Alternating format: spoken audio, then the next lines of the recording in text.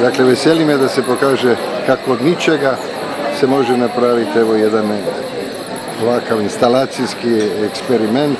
Mislim da je to posebno važno, koliko za turista, ali posebno važno za sve građane Paga.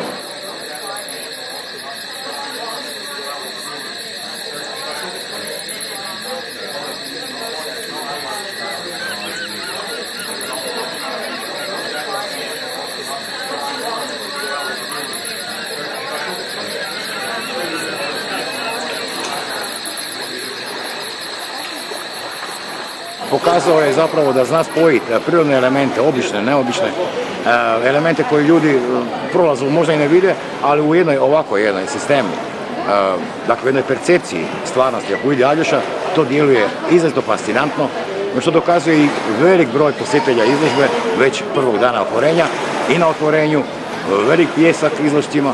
Dakle, to je nešto novo i za Pag, vjerujem i za Hrvatsku.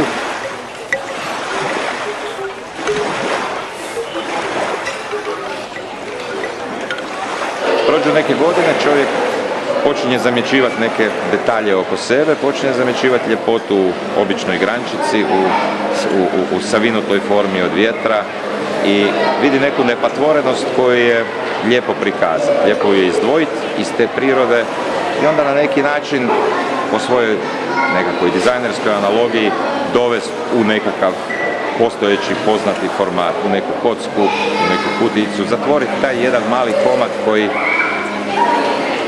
koji postoji negdje u prirodi, potpuno beznačajan, potpuno irelevantan i dati mu nekakvo pijedestalno mjesto, jer zapravo on je prekrasan. On je prekrasan na toj svojoj jednostavnosti, u onom što je od njega vjetar napravio, sol napravila, bura napravila i cijela ta priča oko prirode zapravo jedan spoj